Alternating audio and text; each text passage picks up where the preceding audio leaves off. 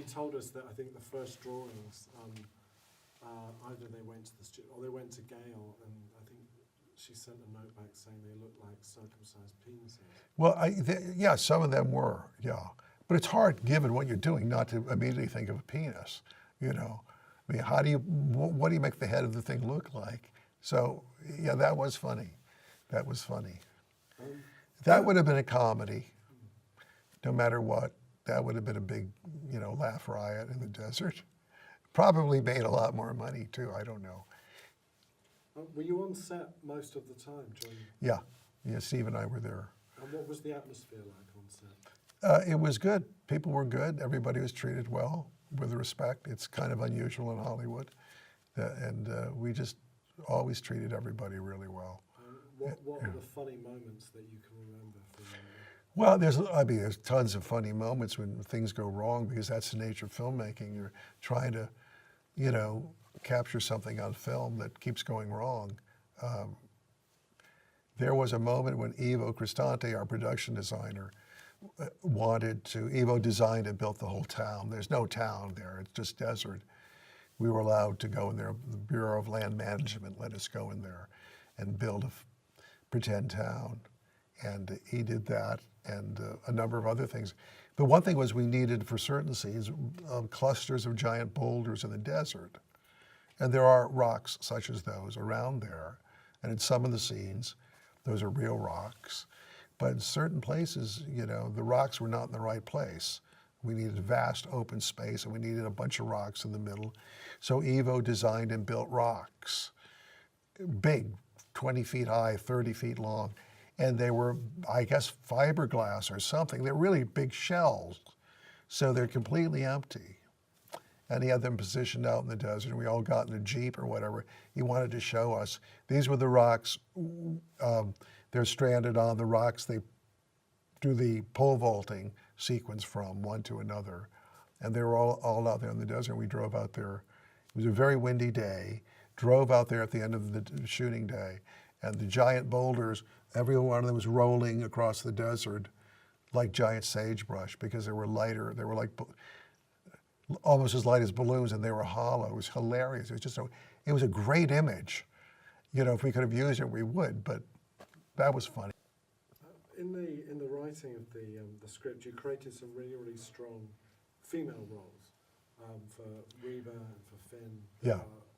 And I think it kind of dispenses with the traditional horror tropes where women just scream or get slaughtered. Well, that was a conscious decision? Yeah, one of the first things when we said sci-fi, subterranean monsters, people trapped in a small town, all of that.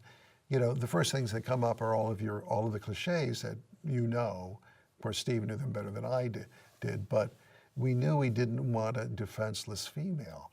Someone that the lead guy would save, We didn't want a lead guy who was a stiff either.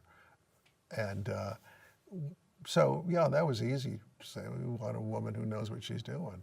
We needed somebody who could bring some scientific information into the movie and explain some things. And we wanted sort of a love interest. It's okay, it's fine. I mean, it wasn't big on our agenda, but that was fine. Well, let's have the woman be the knowledgeable one. So have her be a grad student, and have her be, kick-ass, tough as the guys. That's all. That was easy to do. And then Michael Gross's character, Bert Gummer, he was so on the edge that we thought, we should give him a wife who's sort of his keeper. She's the one who, keeps him from going over the edge. I thought that would be funny and sweet, and actually, to some degree, truthful of couples. You see it all the time. One of them balances out the other, and they keep each other from going off the side of the road of life. So that worked out great. Reba was a real surprise.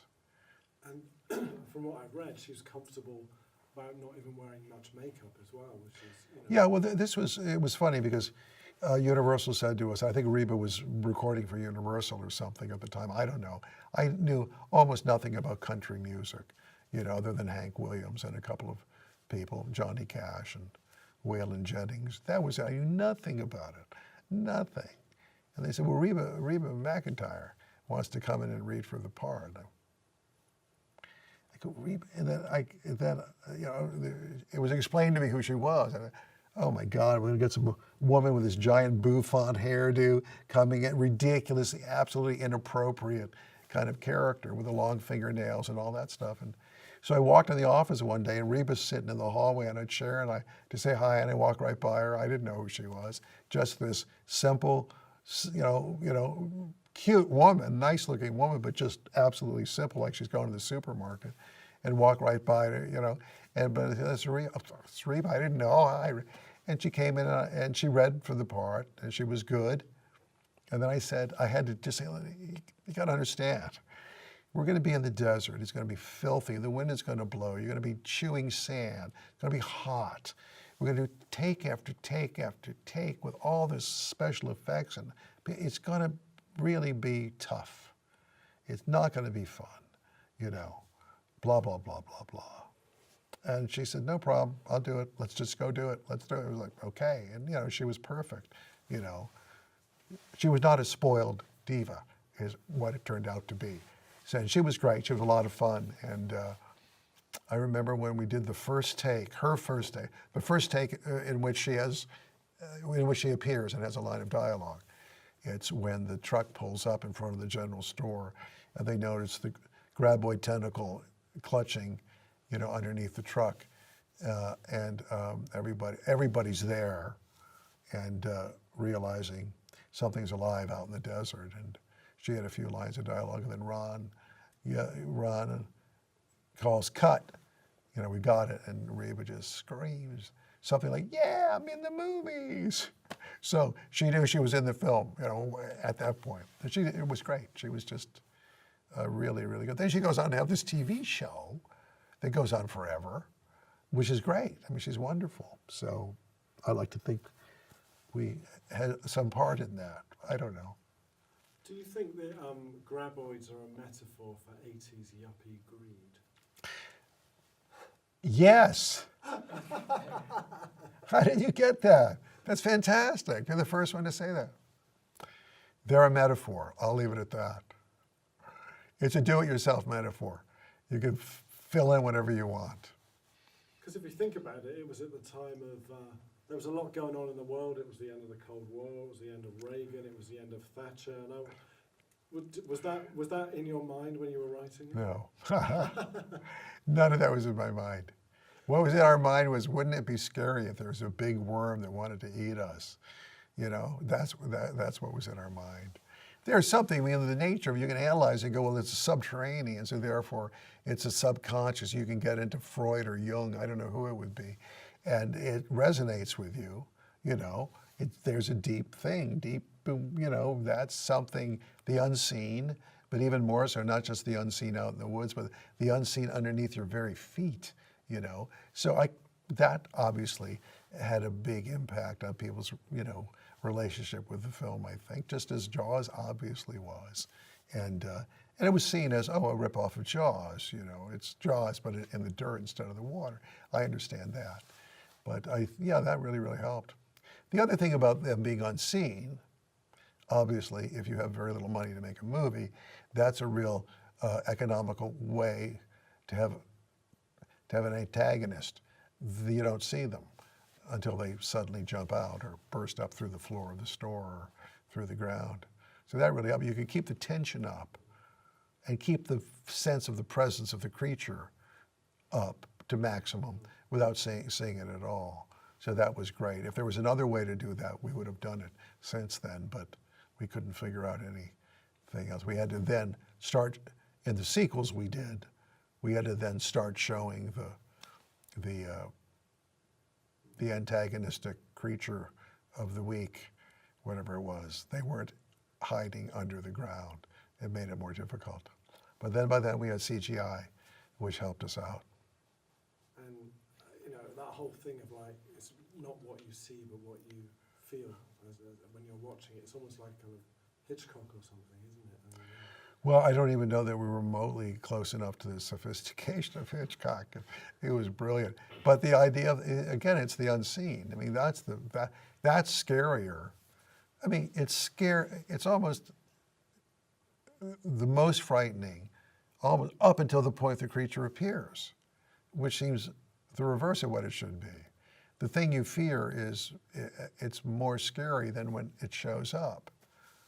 As they say, when you're afraid of something, move toward it, confront it, then it's okay. If you're running away from it or hiding, it's much scarier.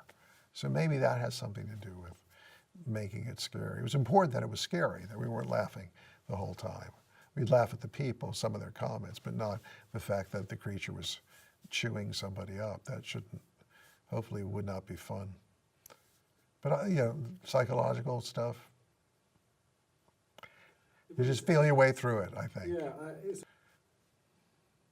how important was home entertainment in terms of the survival of Tremors? Well, I think it saved it. I mean, what was interesting about the timing of the Tremors was that I think maybe, I don't know, I haven't done any research, nor will I think it was kind of the last sci-fi monster horror movie, whatever genre you want to stick in it, that was made without any CGI. There was no computer-generated imagery.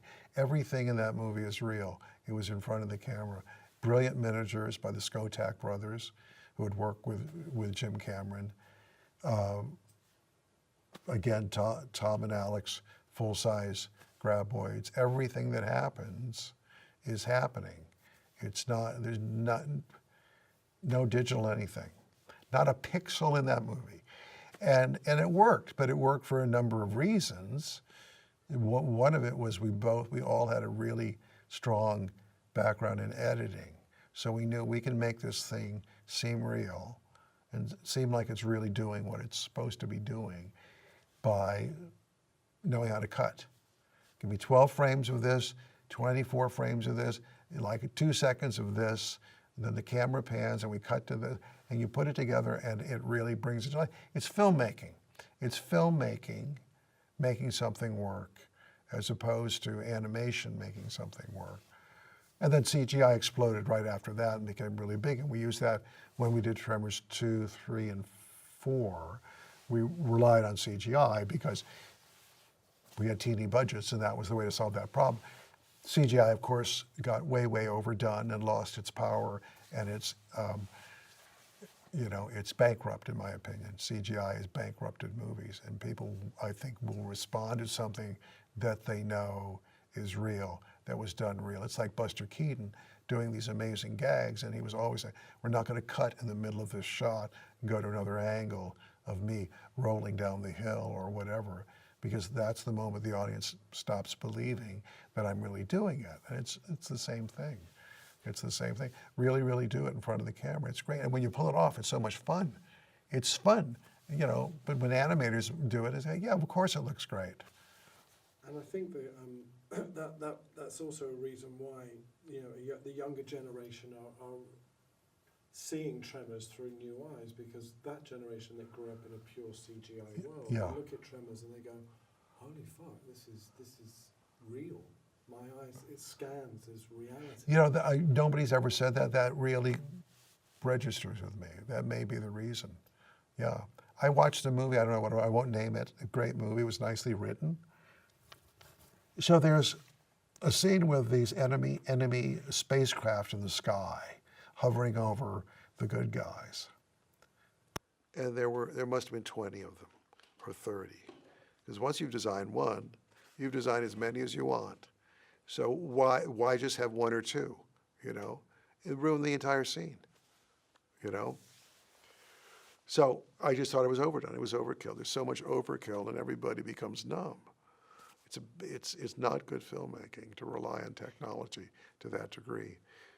So maybe it is a fresh experience for young people to see this film.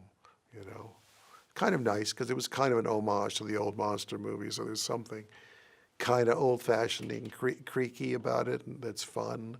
That's kind of nice. And yet there's a hipness to it as well. I think it's a nice blend. I just want to talk a bit more about that CGI thing, and because I think there's something in there about the appeal of Tremors with perhaps people 30 and under, and the connection with it being non-CGI. If you could talk a bit about that. Well, that was interesting that you mentioned that, because I hadn't thought of that. I was saying that I think CGI is way overused because it's such an easy way to solve problems and such a crutch that you could use. And as I was saying, one really cool spaceship in the sky is a great thing, but when you can make 20 of them for the same price, with the same effort, why not put 20 up there? Well, you don't put 20 up there because it's too much. And then nothing has an impact. There is no impact. And so CGI has allowed people to overdo everything to the point of numbing the audience down, and nothing matters anymore. If something blows up, if you were standing on a street corner and the automobile parked across the street blew up into a fireball, that would be impressive. You would remember that for the rest of your life. You would never forget that. But in a movie, that happens every 3 minutes. Nobody reacts. Those things are just, so it's a way for movies to erode their power, dissipate their power to impress you. And it's a bad thing. And CGI is so brilliant and wonderful, but it's got to be used. It's like an antibiotic. You've got to use it carefully. Otherwise, it's going to have no effect. And then what do you do? Well, CGI sucks. Nobody wants to see it. Well, you go back to real stuff. Imagine Buster Keaton standing there in that windstorm in whatever that film was. I should know the title. He's in the windstorm, and the facade of the 3-story house behind him blows off and hinged at the bottom, falls sideways right onto him, and he happens to be standing where the open window lands. It's a brilliant moment. Now do that with a CGI front of the building, and everybody knows it's CGI. It has no impact. It's like it would be like watching cell animation. We know it's not real, so it's not really anything. It might be funny, but it's not really anything. So I have a real problem with it. Yet we've used it, and you try to use it sparingly, but it's powerful things are dangerous. So do you think that's why Tremors looks fresh today? I think that's a great theory. Could you just put that I subscribe to that theory. Could you put it into a sentence for me? I think it's a reasonable theory that younger people seeing Tremors today are relating to it maybe a little bit more subconsciously because it's real. They feel that what they're looking at is what happened in front of the camera, as opposed to somebody animating something, long after the scene was shot and putting it in there. I think maybe they sense it. I don't know, but it's real. It's all real, and I stand by that. There were simultaneous challenges, like are the pneumatics and the hydraulics going to work? Is the light going to stay because you're outside in the desert? And then thirdly, is it actually going to look right? Because it's been shot in daylight and you've got nowhere to hide. Yeah, that was the big question. Can you talk a bit about what that felt like? Well, the idea to shoot it in daylight, I don't know that it was. I don't remember discussing that, but that may have been because I wasn't paying attention. But we wrote it in the daytime. We're out in the desert. We wrote it. There's some night sequences, but not many. And although I'm sure it came up in conversation, we're in the sunshine all day, but I don't remember it being a big deal. Something we got worried about too much. It worked out fine. Nancy was worrying about. Well, it was good. It was her job to worry because she was really instrumental in the making of that film. But the idea that it's an underground monster, of course, helps you. It doesn't matter. It's not. We don't need it lurking in the shadows. It's under the ground. So I think that's what made it work. And I don't think anybody said it would have been a better movie had it been shot at nighttime. I don't think so. Oh, there's a few night sequences that are creepy because it's nighttime. that certainly helped us. And again, it goes back to, it's almost like the CGI conversation. We use the nighttime sparingly. Yeah. I mean, I understand low-budget, scary movies are going to take place in the dark. You're trying to save money, a million reasons to do it. And that's great, that's fine. But if you can do it without the dark, that's better. That's just better, I don't know why, it's just better. If you can scare people in the bright sun, that's a challenge. That just seems really, really cool, So it's like 30 years since the film was released. How does that make you feel? It makes me feel very old. It makes me feel stunned that much time has gone by. Absolutely, But that's the nature of life. You're constantly in a state of being stunned as you get older. I don't think anybody goes senile. I think they're just stunned, that all this time's gone by. I'm really pleased that people like it, that they've continued to like it, that it's not something that was hip but so out of style and so old-fashioned that, it's kind of cute. You never want your work to be called cute or interesting. Those are the two things. Don't say it's interesting and don't say it's cute. Just say nothing. And so I think it's got legs, it's got legs. They say about it, plays on Broadway, does it have legs? Can it last? And I think it's lasted because it's not dated. We didn't do a dated thing. We did this setting and these characters who had a certain, American classic Western kind of thing. So the same look could have been made in 1970 or 1980 or 1940 or last year, jeans and boots and pickup trucks and all that stuff. I think that's partly what's kept it fresh, is it just feels like a contemporary movie, I think if it was made like 10 years later, and they would have had cell phones, which would have been the cutting edge. Well, that was the big problem. Yeah, that was the worst thing to happen to screenwriters in Hollywood is cell phones. Period. And that's it. I mean, who's in trouble? Well, they can call the cops. Just call 911. So you got to go through these things. You either do period pieces, or you come up with some way where there's no cell service, and and the audience is waiting for that moment. We all fall in the river, and our cell phones are dead. That kind of thing.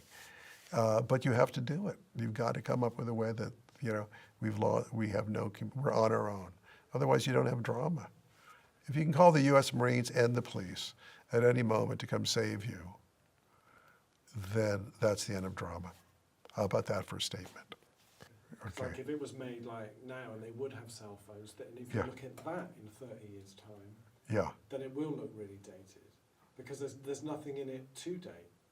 Oh, I see. Yeah, you're not. All we've got, we have some funky little shortwave radio, and then these sort of seismography thingies, which is actually they all look kind of like 1940-ish, anyways. But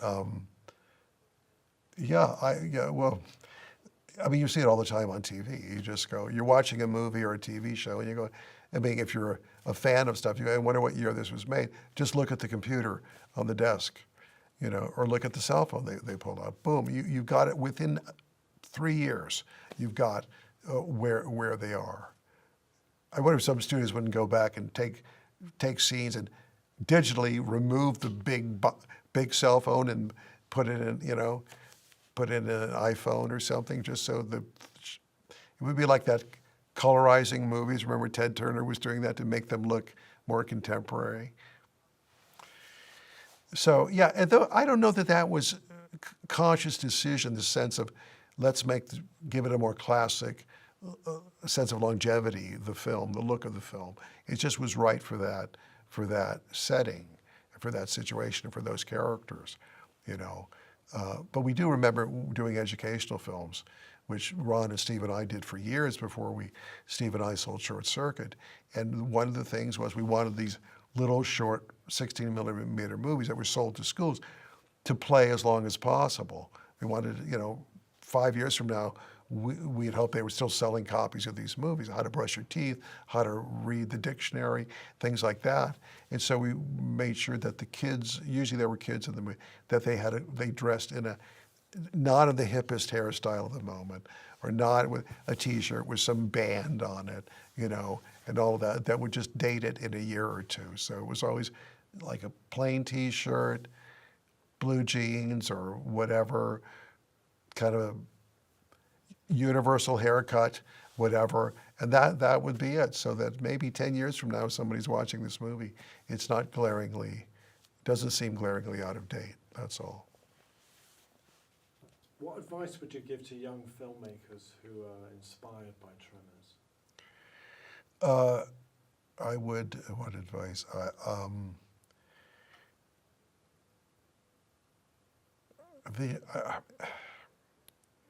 First thing I would say is make films. Just make films. Just somehow, and it's so easy now. Make those films. Learn how to edit. Learn. In making the stuff, all you're going to do is make mistakes. You're going to make all the mistakes, and that's how you're going to learn. So keep shooting. Take your iPhone and write a story and go out and shoot. And don't go out and shoot a feature-length thing, a 95-page script. Do a 7 or 8 page short film and do it the best you can, and then learn from your mistakes, and then do another one, and they'll get better and better. You're going to be a filmmaker. Get it, put them online, post them online. Directors now are, even the remotest spots of the world, they're making little movies in their apartment, putting them online. People are watching them. They're talking about them. They're getting into festivals. They're winning awards. And from there you can get to doing a feature film. If somebody's going to put up money, maybe Hollywood, maybe somewhere else, they'll put up money to do a low-budget feature film. You become, a filmmaker who can support himself or herself making movies. That's great. You can go to film school. That's good too. You don't need it. You don't need film school. It costs a lot of money, but if you can do it, that's fine also. But it's much easier than we did, because back when we were in film school in the 70s, film costs a lot of money. We'd be making these movies. We'd have a roll of film. It would be like 3 minutes of film, and you're shooting, and you're just going, should I shoot another take? Well, I can't afford it because I've got other everything was, you had to be so economical and so careful, and rehearse. But now, boy, you can just do so much stuff. It's a great way to learn. I would take advantage of technology to give yourself a break and do that. Better to do it, I think, than go to film school. Film school is fine, nothing wrong with it. And there's a bunch of stuff you'll learn there too, but it's much better just to do it. Make your movies and let people tell you what they think of them, and you'll learn really fast, I think. That's the way to do it. We had 2 groups at film school. You have the critical studies film students, and then you have the ones who just wanted to make movies. And there was sort of these 2 camps, and it was so funny, And we were production students. So we had no respect for these intellectuals, and they saw us as these Visigoth, slobs who just want to shoot film. So it was kind of funny. It's great if you can bring those together in one person who's got, an academic appreciation of film and film history, and also the talent to make movies. That's great. That's a wonderful, way to be. Tell us about how Tremors fans approach you and some of the things they ask you about. Oh, I know what you're talking about. I was having my car serviced at my local car place, and I'm waiting in the waiting room, and a woman walks in. Obviously, she's waiting for her car, and she's in medical scrubs, and her blouse was Marvel characters. That was the theme of her blouse. So, being who I am, I struck up a conversation with her, and I said, "Well, you're really into Marvel. You really like that?" "Yeah, I love it. I love Marvel. I love the comic books. I love the films. I really like sci-fi stuff." So we were talking about science fiction and science fiction writing and things. I'm not a big sci-fi fan. I just know a little bit of what I know. But I know a lot more about animation and all of that. So we were talking about science fiction. And she says, you seem to know a lot about science fiction and writing. You know, you're a writer. He says, yeah, I'm a writer. Yeah, I've written some movies and things. She goes, well, what have you written? And I mentioned the things, and I mentioned Tremors, and she went insane. It was like, she was insane. She just said, I can't believe it. I can't believe you wrote Tremors. You wrote Tremors. I'm from a little town in Montana, a teeny little town. You got that town. That town of the movies is perfect. That's perfect. Those are exactly who live in my little town. She was so pumped up. It was almost embarrassing. And really, can I shake your hand? And I shook the hand of the guy who made Tremors. It was like I was starting to feel sorry for her. She goes, I'm going to call my mother. I'm going to tell my mother. You know, it turns out she's a surgeon. I thought maybe she was. It doesn't matter. She's like a sophisticated woman, and it was like, wow. You know, you forget this. You don't think about it. People come up to me when they hear you wrote this or you wrote that, and they're enthusiastic, and I appreciate it. You know. But you do forget it. You forget that these things go out into the world. And I was on the phone once to somebody in Australia. And he goes, you can't believe what's happening. I go, what? He goes, you hear in the back room? I go, my kids are in the back room watching Short Circuit. He put the phone to, I can hear Short Circuit, you know, in a house in Australia. You go, oh, yeah, this stuff goes everywhere. It's in the lives of a lot of people. So it's touching. It's really touching. It just sort of makes you want to be a better person. You know, oh, I got to work hard. This is a special thing. You got to really put everything you've got into it. Don't take it for granted.